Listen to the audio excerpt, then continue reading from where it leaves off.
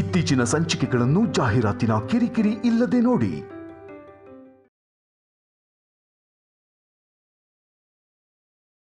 ನಂಬಟ್ಟೆ ಅಲ್ವಾ? ನೀನ್ ನಂಬಟ್ಟೆ ಅಲ್ಲ? ನಾನ್ ಮತ್ತೆ ಮಗುಗೋಸ್ಕರನೇ ಅಳ್ತಿದ್ದೀನಿ ಅಂತ ನೀನ್ ನಂಬಟ್ಟೆ ಅಲ್ಲ ಅಲ್ವಾ? ನೀನ್ ನಂಬದೆ ಅಂದ್ರೆ ಆರ್ಟಿಸ್ಟ್ ಆಗಿ ನಾನ್ ಸಕ್ಸಸ್ ಆದ ಹಾಗೆ. ಅರ್ಥ ಆಗಿಲ್ಲ ಸ್ಯಾಮ್. ಆಕ್ಟಿಂಗ್ ಅಲ್ಲಿ ಮಹಾನಟಿ ಸಾವಿತ್ರಿ ಅವರು ನನ್ನ ಇನ್ಸ್ಪಿರೇಷನ್ ಅಂತ ನಿಂಗೆ ಗೊತ್ತಲ್ವಾ? ಹೌದು. ಅವ್ರ ಹಾಗೇನೆ ಗ್ಲಿಸರಿನ್ ಇಲ್ದೆ ಸೆಂಟಿಮೆಂಟ್ ಸೀನ್ ಅಲ್ಲಿ ಕಣ್ಣೀರ್ ಬರ್ಸ್ಕೊಳ್ಳೋದನ್ನ ಪ್ರಾಕ್ಟೀಸ್ ಮಾಡ್ತಿದ್ದೀನಿ. ಅದನ್ನ ನೋಡಿ ನಾನ್ ಮಗುಗೋಸ್ಕರ ಅಳ್ತಿದ್ದೀನಿ ಅಂತ ನೀನ್ ಅನ್ಕೊಂಡೆ. ಅಂದ್ರೆ ನಾನ್ ಸಕ್ಸಸ್ ಆದಾಗೆ ಅಲ್ವಾ? ಇವಾಗ ನಿಜವಾಗ್ಲೂ ನಡೆಸ್ತಿದ್ಯಾ ಸ್ಯಾಮ್? ನಾನು ಹೀಗೆ ರಿವರ್ಸ್ ಡ್ರಾಮಾ ಮಾಡಿಲ್ಲ ಅಂದಿದ್ರೆ ನೀನ್ ಮಗು ಮೇಲೆ ಪ್ರೀತಿ ಬೆಳೆಸ್ಕೊತಿದ್ದೆ. ಇವಾಗ ನನ್ನ ದಾರಿಗೆ ಬಂದೆ. ಸಿದ್ದು, ಏನ್ ಯೋಚನೆ ಮಾಡ್ತಿದ್ಯಾ? ಯೋಚನೆ ಮಾಡೋದಲ್ಲ, ಶಾಕಲ್ಲಿದ್ದೀನಿ. What a performance! ಕನ್ಫರ್ಮ್ ಆಗಿ ನೀನು ದೊಡ್ಡ ಹೀರೋಯಿನ್ ಆಗ್ತೀಯಾ. Love you Sam.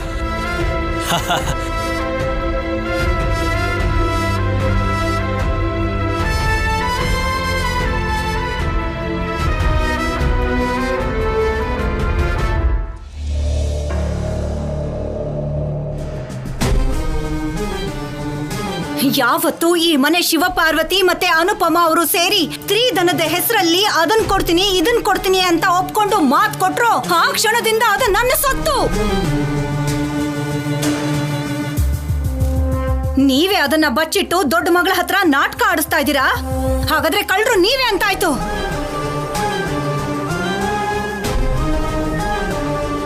ಎರಡಲ್ಲ 3 ದಿನದಲ್ಲಿ ನಮಗ್ ಕೊಡ್ತೀನಿ ಅಂದಿದ್ದ ಸ್ತ್ರೀಧನ ನೀವು ತಂದು ಕೊಡ್ಲಿಲ್ಲ ಅಂದ್ರೆ ಈ ಮನೆ ಅರ್ಧ ಭಾಗ ನಮ್ಮ ಹೆಸರಲ್ಲಿ, ಇನ್ನೊಂದು ಅರ್ಧ ಭಾಗ ಅನುಪಮನ ಹೆಸರಲ್ಲಿ ಇದೆಯಲ್ಲ, ಅದನ್ನ ನನ್ನ ಹೆಸರಿಗೆ ಬರ್ಕೊಡ್ತೀನಿ ಅಂತ ಅನುಪಮ ಸಹಿ ಮಾಡ್ಬೇಕು.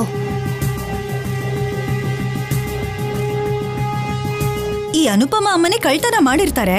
ಈ ವಿಷಯ ಅತ್ತೆಯವ್ರಿಗೆ ಗೊತ್ತಾದ್ರೂ ಮರ್ಯಾದೆಯಲ್ಲಿ ಹೊಟ್ಟೋಗುತ್ತೆ ಅಂತ ಪರವಹಿಸ್ಕೊಂಡು ಬರ್ತಿದ್ದಾರೆ.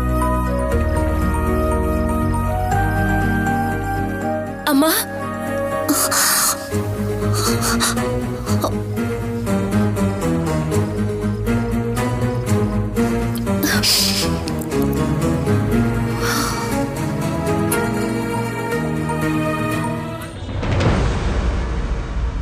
ಒಡವೆ ಬಗ್ಗೆ ಯೋಚನೆ ಮಾಡ್ತಾ ಇದೀಯಾ?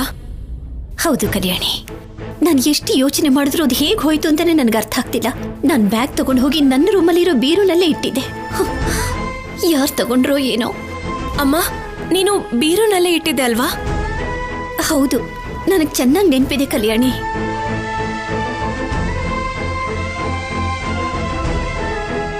ಖಂಡಿತ ಇದು ಹೊರಗಡೆ ಇರೋ ಕಳ್ಳನ ಕೆಲಸ ಅಲ್ಲ ಅಂತ ಅನಿಸ್ತಾ ಇದೆಮ್ಮ. ಅಂದ್ರೆ ನೀನ್ ಏನ್ ಹೇಳ್ತಿದ್ಯಾ ಕಲ್ಯಾಣಿ? ಕಳ್ಳರು ಯಾರು ಅಂತ ಸದ್ಯದಲ್ಲೇ ಕಂಡಿಡಿತೀನಮ್ಮ. ನೀನು ಯಾವ ತಪ್ಪು ಮಾಡಿಲ್ಲ ಅಂತ ಸಾಬೀತ್ ಮಾಡ್ತೀನಿ. ನಿಂತ್ಕೊಂಡ್ ಮಾತಾಡಿದ್ರೆ ಕಾಲ್ ನೋವು ಬರುತ್ತೇನೋ ಕಲ್ಯಾಣಿ. ನಿಮ್ಮಮ್ಮನ್ನ ಈ ಕಡೆ ಕರೆಸಿ ಸೋಫಾ ಮೇಲೆ ಕೂರಿಸಿ ಕಾಫಿನೋ ಟೀನೋ ಕೊಟ್ಟು ಆರಾಮಾಗಿ ಮಾತಾಡ್ಕೊಳ್ಳಿ. ಒಡವೆ ಬಗ್ಗೆನೇ ಮಾತಾಡ್ತಾ ಇದೀವಿ ದಮಯಂತಿ. ಹೇಗ್ ಮಾಯ ಮಾಡ್ದೆ ಅಂತ ಹೇಳ್ತಾ ಇದ್ಯಾ? ಹೇಳು ಹೇಳು, ನಾನು ಕೇಳಿಸ್ಕೊತೀನಿ. ಮಾಯ ಮಾಡೋದು, ಆರೋಪ ಮಾಡೋದು, ದುಡ್ಡಿಗೋಸ್ಕರ ತಪ್ಪು ಮಾಡೋದು ನಮ್ಮಮ್ಮಂಗೆ ಗೊತ್ತಿಲ್ಲ ಅತ್ತೆ. ಹಾಗೆ ಮಾಡೋಕ್ ಬಂದಿದ್ರೆ ಕೆಲವು ಜನರ ಹಾಗೆ ನಮ್ಮಮ್ಮ ಕೂಡ ಸಂತೋಷವಾಗಿರ್ತಾ ಇದ್ಲು. ಸುಮ್ಮನೆ ಇರು ಕಲ್ಯಾಣಿ. ದಮಯಂತಿ, ನಿಜವಾಗ್ಲೂ ನಾನು ಆ ಒಡವೆನ ತಗೊಂಡಿಲ್ಲ. ಆ ಒಡವೆ ತಗೊಂಡು ನಾನು ಏನ್ ತಾನೇ ಮಾಡ್ಲಿ ಹೇಳು? ಹೌದು, ನೀನ್ ಅಮಾಯಕಿನೇ. ನಾನೇ ರಾತ್ರಿ ಕಳ್ಳಿ ಥರ ಬಂದು ನಿನ್ ಬೀರುಲಿದ್ದ ಒಡವೆಗಳನ್ನ ಕಳ್ತನ ಮಾಡಿದೀನಿ. ಆಮೇಲೆ ಪಲ್ಲವಿ, ಚಿನ್ನಿ, ನಮ್ಮನೆಯವರು ಎಲ್ಲರೂ ಸೇರ್ಕೊಂಡು ಇದು ನಿನಗೆ ಇದು ನನಗೆ ಅಂತ ಭಾಗ ಮಾಡ್ಕೊಂಡಿದೀವಿ ಅಲ್ವಾ? ಅರ್ಧ ನಿಜಾನೇ ಅನ್ಸುತ್ತೆ. ಉಳ್ದಿರೋ ಅರ್ಧನ ನಂಬಾರ್ದು ಅಂತ ಮಾವಯ್ಯನ ಹೆಸರು, ಚಿಕ್ಕಪ್ಪನ ಹೆಸರನ್ನ ಆಡ್ ಮಾಡಿದ್ದೀರಾ ಅಲ್ವಾ ಅತ್ತೆ?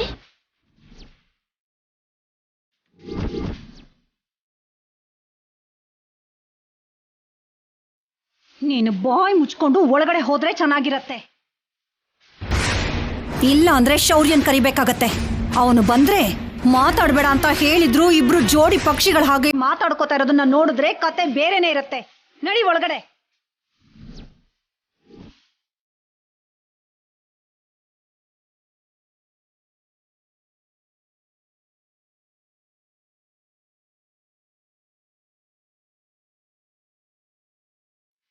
ಏನ್ ನಾಟಕ ಆಡ್ಬಿಟ್ಟೆ ಅನುಪಮ. ನಾನು ವರದಕ್ಷಿಣೆ ಕೇಳ್ದಾಗ್ಲೇ ನೀನ್ ಹಿಂದೆ ಮುಂದೆ ಯೋಚನೆ ಮಾಡ್ದೆ, ಕೊಡ್ತೀನಿ ಅಂದಾಗ್ಲೇ ನಾನು ಯೋಚಿಸ್ಬೇಕಾಗಿತ್ತು. ನಾನು ದಡ್ಡಿ ಅಲ್ವಾ? ನಿನ್ ತರ ಬುದ್ಧಿವಂತಿಕೆಯಿಂದ ಯೋಚನೆ ಮಾಡ್ಲಿಲ್ಲ. ನೀನು ವರದಕ್ಷಿಣೆ ಕೊಡ್ತೀನಿ ಅನ್ನೋದು ಅದನ್ನ ಹೇಗಪ್ಪ ಹೊಡ್ಕೊಳ್ಳೋದು ಅಂತ ಯೋಚನೆ ಮಾಡ್ತಾ ಇದ್ರೆ, ಅದೇ ಸಮಯಕ್ಕೆ ಸಿದ್ದು ಸಂಪದ ಬರೋದು, ಅವರು ಒಡವೆ ದುಡ್ಡನ್ನ ಕದ್ಕೊಂಡ್ ಹೋದ್ರು ಅಂತ ಹೇಳಿದ್ರೆ ನಂಬಿಡ್ತೀವಿ ಅನ್ಕೊಂಡು ದುಡ್ಡು ಒಡವೆನ ಎಲ್ಲೋ ಬಚ್ಚಿಟ್ಟು ಕಳ್ತನ ಆಗೋಗಿದೆ ಅಂತ ಕತೆನಲ್ಲಿ ಒಳ್ಳೆ ಟ್ವಿಸ್ಟ್ ಕೊಟ್ಟಿದ್ಯಾ, ಹೌದಲ್ವಾ? ನಾನ್ ಯಾಕೆ ಹಾಗೆ ಮಾಡ್ಲಿ ದಮಯಂತಿ? ನನ್ನ ಮಗಳು ಕೊಡುದು ಅಂದ್ರೆ ನಾನು ಸಂತೋಷವಾಗಿ ಕೊಡ್ತೀನಲ್ವಾ? ಆದ್ರೂ ಒಡವೆ ದುಡ್ಡು ಇಟ್ಕೊಂಡು ನಾನು ಏನ್ ತಾನೇ ಮಾಡ್ಲಿ? ಉಕ್ಕಿ ಹರಿಯೋ ನದಿ ಆದ್ರೂ ಬೇಸಿಗೆಗಾಲದಲ್ಲಿ ಒಣಗೋಗತ್ತೆ, ಆದ್ರೆ ನಿನ್ ಕಣ್ಣಲ್ಲಿ ನೀರ್ ಮಾತ್ರ ಯಾವತ್ತೂ ಕಮ್ಮಿ ಆಗಲ್ಲ ಅನುಪಮ. ಸೆಂಟಿಮೆಂಟ್ ಸೀನ್ ಬಂತು ಅಂದ್ರೆ ಸಾಕು, ಗಳಗಳ ಅಂತ ಬಂದ್ಬಿಡತ್ತೆ ಕಣ್ಣೀರು. ನೋಡು, ಮೊನ್ನೆ ನೀವೆಲ್ರೂ ಮನೆ ಬಿಟ್ಟು ಹೋದಾಗ ಆಸ್ತಿಲಿ ನನ್ನ ಭಾಗನ ನನ್ನ ಹೆಂಡತಿಗೆ ಬರ್ದಿದ್ದೀನಿ ಅಂತ ನಮ್ಮಣ್ಣ ಕತೆನ ಬೇರೆ ಕಡೆ ತಿರುಗಿಸಿ ಕಷ್ಟದಿಂದ ನಿಮ್ಮೆಲ್ರೂ ಕಾಪಾಡ್ ಹೋದ. ಆದ್ರೆ ಈ ಸಲ ಆ ಬ್ರಹ್ಮದೇವ ಇಳಿದು ಬಂದ್ರು ಶಿವ ಪಾರ್ವತಿ ಅವ್ರ ಕುಟುಂಬನ ಬೀದಿಗೆ ಬೀಳೋದ್ರಿಂದ ತಪ್ಸೋದಕ್ಕಾಗಲ್ಲ.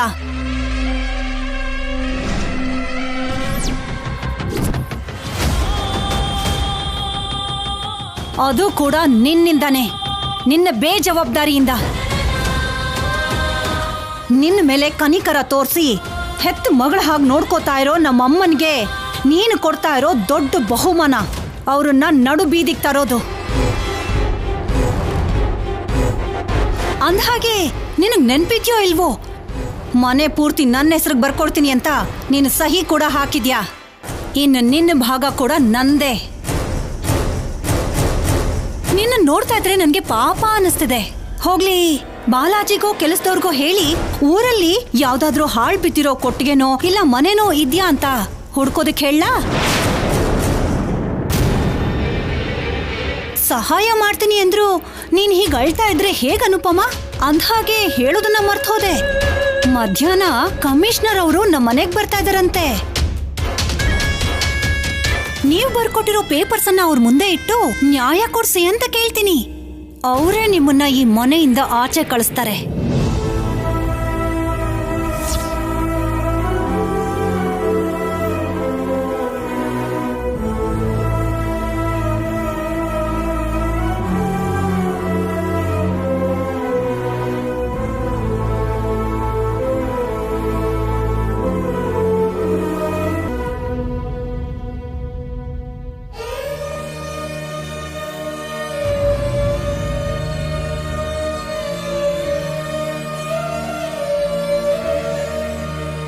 ಮೊನ್ನೆ ನೀವೆಲ್ರೂ ಮನೆ ಬಿಟ್ಟು ಹೋದಾಗ ಆಸ್ತಿಲಿ ನನ್ನ ಭಾಗನ ನನ್ನ ಹೆಂಡತಿಗೆ ಬರ್ದಿದ್ದೀನಿ ಅಂತ ನಮ್ಮಣ್ಣ ಕತೆನ ಬೇರೆ ಕಡೆ ತಿರುಗಿಸಿ ಕಷ್ಟದಿಂದ ನಿಮ್ಮೆಲ್ರೂ ಕಾಪಾಡ್ ಹೋದ.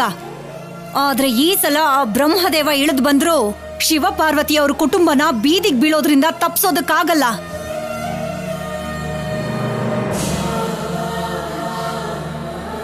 ನಿನ್ನ ಮೇಲೆ ಕನಿಕರ ತೋರಿಸಿ ಹೆತ್ತು ಮಗಳ ಹಾಗೆ ನೋಡ್ಕೋತಾ ಇರೋ ನಮ್ಮಮ್ಮನಿಗೆ ನೀನು ಕೊಡ್ತಾ ಇರೋ ದೊಡ್ಡ ಬಹುಮಾನ ಅವ್ರನ್ನ ನಡು ಬೀದಿಗೆ ತರೋದು. ಅಮ್ಮ, ಯಾರೇನಾದ್ರೂ ನೀನು ಪರೀಕ್ಷೆ ಮಾಡಬೇಕು ಅಂತ ಅನ್ಕೊಂಡ್ರೆ 1 ವರ್ಷ, 2 ವರ್ಷ, 5 ವರ್ಷ ಪರೀಕ್ಷೆ ಮಾಡ್ತೀಯ. ಆದ್ರೆ ನನ್ನನ್ನು ಯಾಕಮ್ಮ ಚಿಕ್ಕ ವಯಸ್ಸಿನಿಂದನು ಕಷ್ಟ ಕೊಟ್ಟು ಪರೀಕ್ಷೆ ಮಾಡ್ತಾನೆ ಇದೆಯಾ? ನೋವನ್ನ ಮನಸ್ಸಲ್ಲೇ ಬಚ್ಚಿಟ್ಕೊಂಡು ಸಂತೋಷವಾಗಿದ್ದೀನಿ ಅಂತ ತೋರಿಸ್ಕೊಳ್ತಾ ಇದ್ರೆ ನಿಜವಾಗ್ಲೂ ನಾನು ಆನಂದವಾಗೇ ಇದ್ದೀನಿ ಅನ್ಕೊಂಡು ಇನ್ನೂ ನೋವು ಕೊಡ್ತಿದೀಯಾ? ಈ ಕಷ್ಟಗಳಿಂದ ಬರ್ತಿರೋ ಕಣ್ಣೀರಿಗೂ ಆನಂದದಿಂದ ಬರೋ ಆನಂದ ಭಾಷ್ಪಕ್ಕೂ ವ್ಯತ್ಯಾಸ ಗೊತ್ತಿಲ್ವಾ ಅಮ್ಮ ನಿನಗೆ? ತಂದೆ ತಾಯಿ ಹೇಗಿದ್ರು ಅಂತನೂ ಗೊತ್ತಿಲ್ಲ. ಬೆಳೆಸೋರ್ನು ಕೂಡ ನಿನ್ನ ಹತ್ರಕ್ಕೆ ನೀನು ಕರ್ಕೊಂಡ್ಬಿಟ್ಟೆ.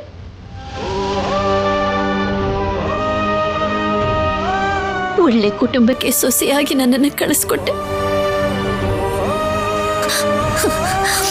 ಅಪ್ಪ ಅಮ್ಮನಿಗಿಂತಲೂ ಹೆಚ್ಚಾಗಿ ನೋಡ್ಕೊಳ್ಳೋ ನನ್ನ ಅತ್ತೆ ಮಾವನ್ನ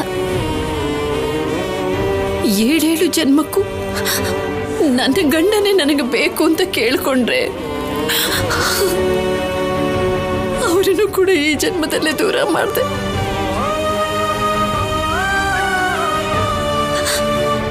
ಆಗ್ಲೂ ಕೂಡ ನಾನು ನಿನ್ನನ್ನು ನಿಂದಿಸ್ಲಿಲ್ಲ. ನನಗೆ ಕರುಳಿನ ಕುಡಿನ ಯಾಕೆ ಕೊಡ್ಲಿಲ್ಲ ಅಂತ ನಾನು ಯಾವತ್ತೂ ನಿನ್ನನ್ನ ಕೇಳ್ಕೊಂಡಿಲ್ಲ ತಾಯಿ. ಈ ಜನ್ಮಕ್ಕೆ ಅತ್ತೆ ಮಾವನಿಗೆ ಮಗಳಾಗಿ ಇದ್ಬಿಡೋಣ ಅಂದ್ಕೊಂಡ್ರೆ ಕಲ್ಯಾಣಿನ ನನ್ನ ಹತ್ರ ಕಳಿಸಿ ಅಮ್ಮ ಅಂತ ಕರೆಸಿ ಕಲ್ಯಾಣಿನ ನನ್ನ ಪ್ರಾಣವಾಗಿ ಮಾಡಿದೆ.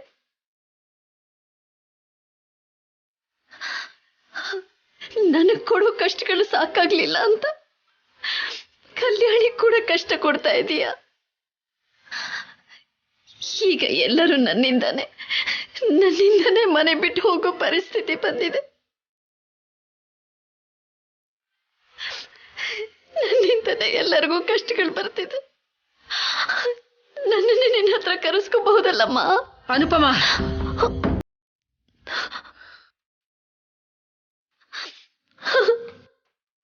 ಏನ ಹುಚ್ಚು ಮಾತುಗಳು? ದೇವ್ರ ಹತ್ರ ಬೇಡ್ಕೊಳ್ಳೋ ಬೇಡಿಕೆನೇನಮ್ಮ ಅದು? ನೀನಿಲ್ದೇನೆ ನಾವೆಲ್ಲ ಹೇಗಿರ್ತೀವಿ ಅನ್ಕೊಂಡೆ. ನೀನಿಲ್ದೆ ಕಲ್ಯಾಣಿ ಹೇಗಿರ್ತಾಳೆ? ಇವಾಗೇನಾಯ್ತು ಅಂತ ನಿನ್ ಮೇಲೆ ಆರೋಪ ಮಾಡಿದ್ದಾರೆ. ಆದ್ರೆ ನಾನ್ ನಂಬಿಲ್ಲ ಅಲ್ವಾ? ಅದಕ್ಕೆ ಮನೆ ತಗೋ ಅಂತ ಬರ್ಕೊಟ್ಟಿದ್ದೀನಿ. ಹೋದ್ರೆ ಹೋಯ್ತು ಮನೆ. ಯಾಕೆ ಮನೆ ಇಲ್ಲ ಅಂದ್ರೆ ಬದುಕೋಕ್ಕಾಗೋದಿಲ್ವಾ? ಹೇಗಾದ್ರೂ ಸರಿ, ನಿನ್ ಮೇಲೆ ಬಂದಿರೋದು ಆರೋಪ ಮಾತ್ರನೇ. ಅನುಪಮ ಅಗ್ನಿಯಷ್ಟೇ ಸ್ವಚ್ಛವಾದವಳು ಅಂತ ದಮಯಂತಿ ಶೌರ್ಯಂಗೆ ಗೊತ್ತಾಗೋ ಹಾಗೆ ಮಾಡ್ತೀನಿ.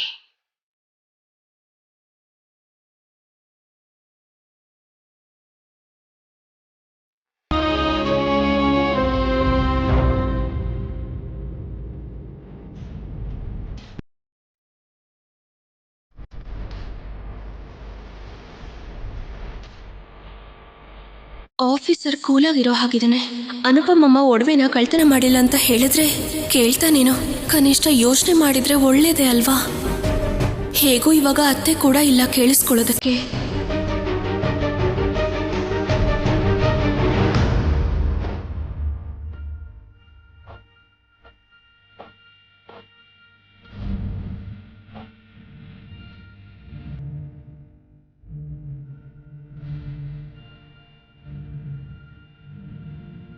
ಆಫೀಸರ್, ನಿಮ್ ಜೊತೆ ಸ್ವಲ್ಪ ಮಾತಾಡ್ಬೇಕಿತ್ತು. ಮಾತಾಡ್ಬೋದಾ? ಅನುಪಮಮ್ಮ ಕಳ್ತನ ಮಾಡಿದ್ದಾರೆ ಅಂತ ನೀವು ನಂಬ್ತೀರಾ ಆಫೀಸರ್? ಅನುಪಮಮ್ಮಂಗೆ ಏನು ಅವಶ್ಯಕತೆ ಇದೆ ಹೇಳಿ? ಅವಳಿಗೆ ನೀವು, ನಾನು, ಈ ಕುಟುಂಬ ಬಿಟ್ರೆ ಯಾರೂ ಇಲ್ಲ ಅಲ್ವಾ? ಸೊ ಏನ್ ಹೇಳ್ಬೇಕು ಅನ್ಕೊಂಡಿದ್ಯಾ?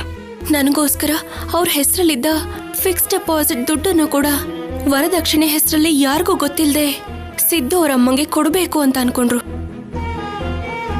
ಹೀಗಿದ್ದಾಗ ಅನುಪಮಮ್ಮ ಆಸೆಯಿಂದ ಕಳ್ತನ ಮಾಡಿದಾಳೆ ಅಂದ್ರೆ ಹೇಗ್ ನಂಬ್ತೀರಾ ಆಫೀಸರ್? ನಿಮ್ಮನ್ನ ಮಗನ ಹಾಗೆ ನೋಡ್ಕೊಂಡಿದ್ದಾಳೆ. ಹಾಗಿದ್ದಾಗ ನಿಮ್ಗೆ ದುಡ್ಡು ಒಡವೆ ಕೊಡ್ಬೇಕು ಅಂತ ಯಾಕೆ ಯೋಚಿಸ್ತಾಳೆ ಹೇಳಿ? ನಾವು ಆನಂದವಾಗಿದ್ರೆ ಅನುಪಮಮ್ಮಂಗಿಂತ ಹೆಚ್ಚಾಗಿ ಯಾರು ಸಂತೋಷ ಪಡ್ತಾರೆ ಹೇಳಿ? ಇಲ್ಲಿಗೆ ಈ ಒಡವೆ ಜಗಳ ಬಿಟ್ಬಿಡಿ ಆಫೀಸರ್. ಅಚ್ಚಿನ ಈ ಮನೆಯಿಂದ ಹೊರಗಡೆ ಕಳಿಸ್ಬೇಡಿ ಆಫೀಸರ್, ಪ್ಲೀಸ್. ನೀನ್ ಹೇಳಿದ್ ನಿಜಾನೇ. ಮಾಡದೇ ಇರೋ ತಪ್ಪಿಗೆ ಶಿಕ್ಷೆ ಕೊಡೋದು ಕರೆಕ್ಟ್ ಅಲ್ಲ. ಆಫೀಸರ್, ನಿಜನ ನೀವ್ ಹೇಳ್ತಾ ಇರೋದು? ನಿಮ್ ಮನ್ಸನ್ನ ಬದಲಾಯಿಸ್ಕೊಂಡ್ರಾ? ಹೌದು, ನೀನ್ ಹೇಳಿದ್ದು ಕರೆಕ್ಟೇ. ಮನುಷ್ಯರು ಅಂದಮೇಲೆ ತಪ್ಪು ಮಾಡೋದು ಸಹಜ. ಬದಲಾಗೋದಕ್ಕೂ ಒಂದ್ ಚಾನ್ಸ್ ಕೊಡ್ಬೇಕಲ್ವಾ? ನೋಡೋಣ, ಇನ್ಮೇಲಾದ್ರೂ ಗೊತ್ತಾಗುತ್ತೆ. ಬದಲಾದ್ರೆ ಒಳ್ಳೇದು, ಇಲ್ಲ ಅಂದ್ರೆ ನಾನೇ ಅರೆಸ್ಟ್ ಮಾಡಿ ಜೈಲ್ಗೆ ಹಾಕ್ತೀನಿ. ಇಲ್ಲ ಆಫೀಸರ್, ಇನ್ನೊಂದ್ಸಲ ಈ ತಪ್ಪು ನಡೆಯೋದಿಲ್ಲ.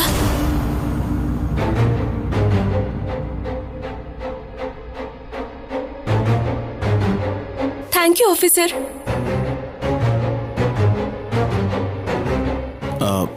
ನಾನು ಮತ್ತೆ ಕಾಲ್ ಮಾಡ್ತೀನಿ ಕಾರ್ತಿಕ್.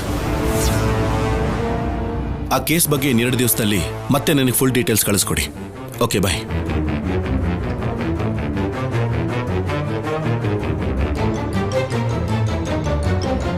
ಏನು ಏನ ಎಕ್ಸ್ಪ್ರೆಷನ್? ಯಾಕೆ ಕೈ ಚಾಚಿದ್ಯಾ? ಅಂದ್ರೆ ನಾನು ಹೇಳಿದ್ಯಾವುದು ನೀವು ಕೇಳಿಸ್ಕೊಳ್ಳಿಲ್ವಾ? ಕಾಲಲ್ಲಿ ಮಾತಾಡ್ತಿದ್ರೆ ಹಿಂದೆ ಕೂತ್ಕೊಂಡು ಏನೋ ಗೊಣಗ್ತಿದ್ಯಲ್ಲ, ಏನಾದ್ರೂ ಮಾತಾಡ್ಬೇಕಾ? ನೀವು ನನ್ನ ಜೊತೆ ಮಾತಾಡಿದ್ದೀರಾ, ಅನುಪಮಮ್ಮನ ಬಗ್ಗೆ ಯೋಚಿಸಿದ್ದೀರಾ ಅಂತ ಹ್ಯಾಪಿ ಆಗಿದ್ನಲ್ಲ ಆಫೀಸರ್. ಆ ಸಂತೋಷ ಒಂದ್ ನಿಮಿಷ ಕೂಡ ಉಳಿಲಿಲ್ಲ.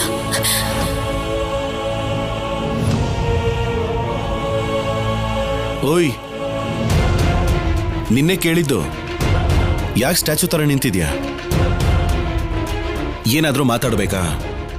ಹೌದು ಆಫೀಸರ್. ಹೇಳು, ಏನ್ ಮಾತಾಡ್ಬೇಕು? ಅನುಪಮಮ್ಮನ ಬಗ್ಗೆ. ಹಾ, ನಿಮ್ಮ ಅನುಪಮ ಅಮ್ಮ ಬಗ್ಗೆನಾ? ಹಾ, ಹೇಳು. ಒಡವೆ ಕಳ್ತನನ ಅಮ್ಮ ಮಾಡಿಲ್ಲ ಆಫೀಸರ್. ಅದು ಹೇಗ್ ಮಾಯ ಆಯ್ತು ಅಮ್ಮಂಗೆ ಗೊತ್ತಾಗ್ತಾ ಇಲ್ಲ. ಓಹೋ, ಹಾಗೆ ಹೇಳಿ ನಿನ್ನಿನ ರಾಯಭಾರಕ್ಕೆ ಕಳಿಸಿದಾರಾ? ಅಮ್ಮ ಕಳಿಸ್ಲಿಲ್ಲ ಆಫೀಸರ್, ನಾನೇ ಬಂದಿದ್ದು. ಹಾಕಿರೋ ಬೀಗ ಹಾಕದ ಹಾಗೆ ಇದೆ, ಆದ್ರೆ ಬೀರುಲಿರೋ ಒಡವೆ ದುಡ್ಡೆಲ್ಲ ಮಾಯ ಆಗಿ ಹೋಗಿದ್ಯಂತೆ. ಹೇಗ್ ಕಾಣಿಸ್ತಾ ಇದೀನಿ ನಾನು ನಿನಗೆ? ಅರ್ಥ ಮಾಡ್ಕೊಳ್ತೀರಾ ಅನ್ಕೊಂಡಿದ್ದೆ ಆಫೀಸರ್. ನಿಮಗೆ ಎಷ್ಟು ಹೇಳಿದ್ರು ವ್ಯರ್ಥ ಅಂತ ಇವಾಗ್ಲೇ ಅರ್ಥ ಆಗಿದ್ದು.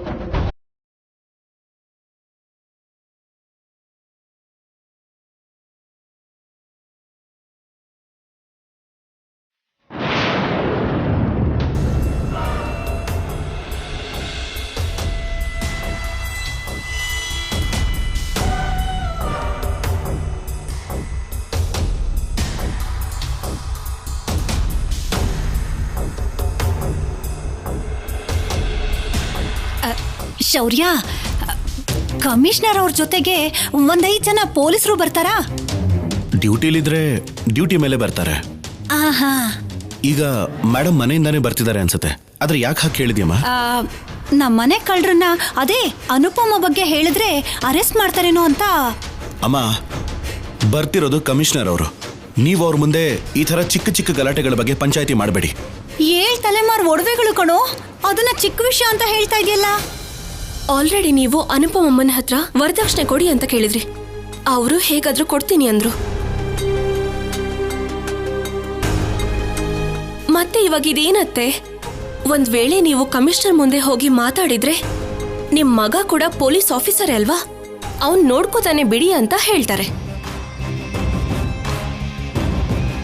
ಇಲ್ಲ ಆಗಲ್ಲ ಅಂತ ಹೇಳಿದ್ರೆ ನಿಮ್ ಮಗನ್ನೇ ಕೇವಲವಾಗಿ ನೋಡ್ದಂಗ ಆಗುತ್ತೆ. ಇದ್ರ ಮೇಲೆ ನಿಮ್ಮಿಷ್ಟ ಅತ್ತೆ. ಸಾಕು, ನಿಲ್ಲಿಸ್ತೀರಾ? ಮೇಡಮ್ ಬಂದ್ರು. ಬನ್ನಿ ಮೇಡಮ್, ಪ್ಲೀಸ್ ಕಮ್. ಮೇಡಮ್, ಇವರು ನಮ್ಮಮ್ಮ. ನಮಸ್ಕಾರ.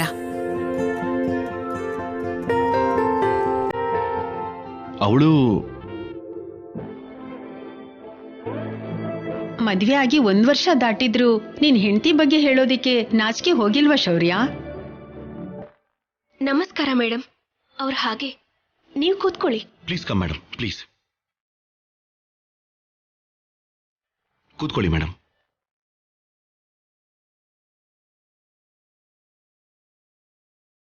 ನಿನ್ ಹೆಂಡತಿ ತುಂಬಾ ಚೆನ್ನಾಗಿದ್ದಾಳೆ ಶೌರ್ಯ.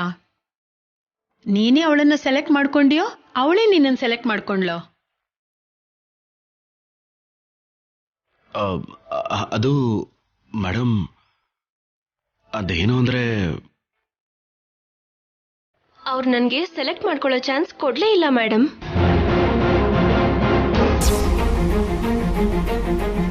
ನಾನು ನೋಡೋ ಅಷ್ಟರಲ್ಲಿ ನನ್ನ ಕತ್ತಲ್ಲಿ ತಾಳಿ ಇತ್ತು.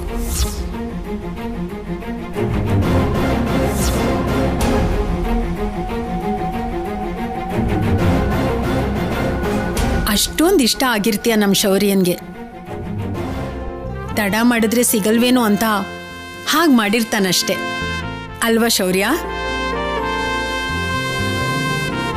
ಇವಳು ಹೇಳ್ಬೇಕು ಅನ್ಕೊಂಡಿದ್ದೆ ಒಂದು, ಇವ್ರು ಅರ್ಥ ಮಾಡ್ಕೊಂಡಿದ್ದೆ ಇನ್ನೊಂದು. ನಿನ್ ಮದ್ವೆಗೆ ಬರೋಣ ಅಂತ ಅನ್ಕೊಂಡಿದ್ವಮ್ಮ. ಅವತ್ತು CM ಅವ್ರ ಮೀಟಿಂಗ್ ಹೋಗ್ಬೇಕಿತ್ತು, ಅದಕ್ಕೆ ಬರಕ್ಕಾಗ್ಲಿಲ್ಲ. 1 ಇಯರ್ ಆದ್ಮೇಲೆ ಈಗ್ಲೇ ಆಗಿದ್ದು. ಎಲ್ಲಿ ಮಗುನ್ ಕೊಡಮ್ಮ.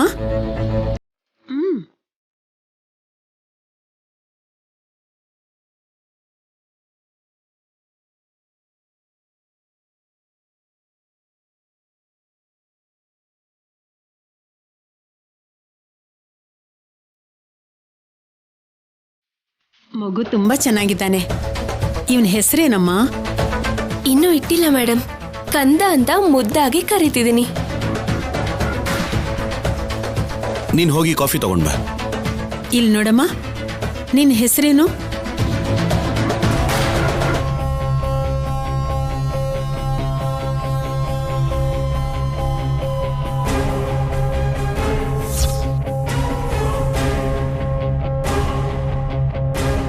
ಸಂಪದ. ಕಲ್ಯಾಣಿ.